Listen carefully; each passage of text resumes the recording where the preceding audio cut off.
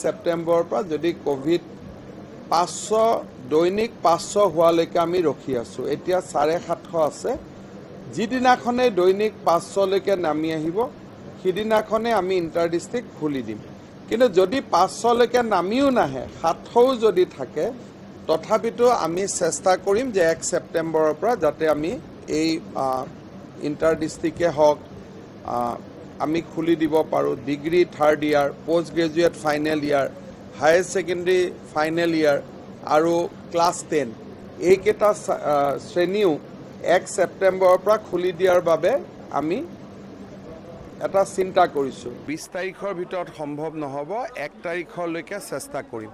কাৰণ 20 তাৰিখৰ কাৰণে এইটোৱে সম্ভৱ নহয়। গুৱাহাটীত এতিয়াও 200 কেছ সদায় আহি আছে।